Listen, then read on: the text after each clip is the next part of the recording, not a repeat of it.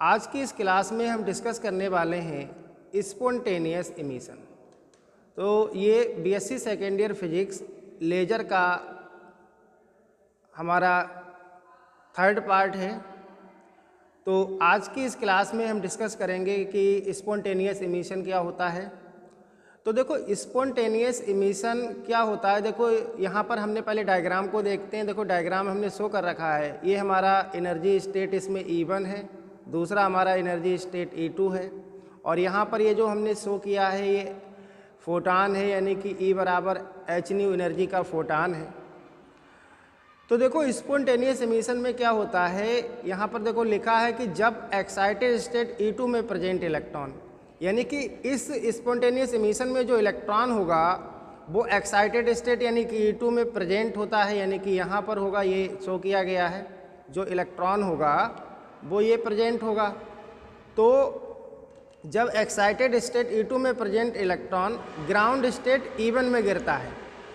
अब देखो यहाँ पर दो प्रोसेस होते हैं। अगर ये इलेक्ट्रॉन स्वयं गिरता है, अगर ये इलेक्ट्रॉन स्वयं गिरता है, अपने आप गिरता है, तो इसको बोलते हैं क्या, स्पॉन्टेनियस इमिशन। अगर ये प्रोसेस कराया जाता है, यानी कि अगर इलेक्ट्रॉन स्वयं नहीं गिरता है, ये प्रोसेस कराया जाता है, यानी कि इलेक्ट्रॉन सेकेंड स्टेट E2 से E1 में स्वयं नहीं गिरता है और ये प्रोसेस कराया जाता है, तो उसको बोलते हैं स्टिमुलेटेड इमिशन। तो आप ध्यान रखेंगे, क्योंकि हम बात किसकी कर रहे हैं, स्पॉन्टेनियस इमिशन। तो स्पॉन्टेनियस इमिशन में क्या होता है, जो इलेक्ट्रॉन हमारा एक्साइटेड स्टेट E2 में होता है, ये यहाँ पे देखो हमने शो किया गया है, तो ये स्वयं ग्राउंड स्टेट या हम कहें स्टेट E1 में गिरेगा आके। अगर ये स्वयं गिर रहा है, अपने आप प्रोसेस हो रहा है, तो उसको बोलेंगे स्पॉन्टेनियस इमिशन। और अगर ये प्रोसेस कराया जा रहा है तो उसको बोलेंगे स्टिमुलेटेड इमिशन।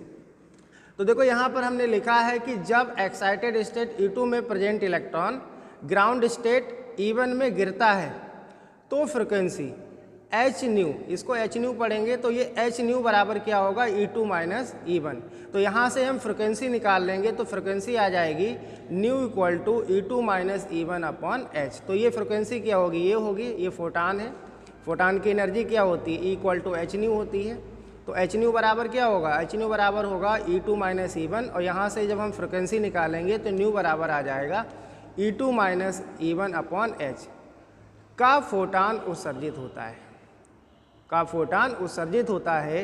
यह प्रोसेस स्पॉन्टेनियस इमिशन कहलाती है। तो ध्यान रखना।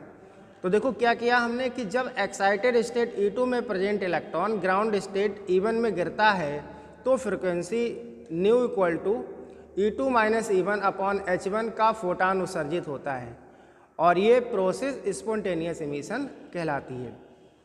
फिर उसके बाद देखेंगे कि स्पॉन्टेनियस इमिशन से प्राप्त रेडिएशन कला संबंध नहीं होता है। स्पॉन्टेनियस इमिशन स्टेट 2 और 1 की प्रॉपर्टी पर डिपेंड करता है।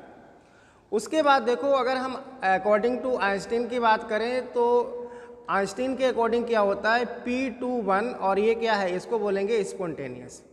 P21 स्पॉन्टेनियस इक्वल टू होता है A21। तो यहाँ पर A21 क्या है, तो यहाँ पर आप लिख लेंगे where A21 is Einstein coefficient of spontaneous of radiation कहलाता है। तो A21 क्या है, ये क्या है, ये है हमारा A21 क्या है, Einstein coefficient of spontaneous emission of radiation. तो ये जो होगा हमारा A21, ये Einstein coefficient of spontaneous emission of radiation कहलाता है। तो अगले लेक्चर में हम डिस्कस करेंगे कि स्टिमुलेटेड इमिशन क्या होता है।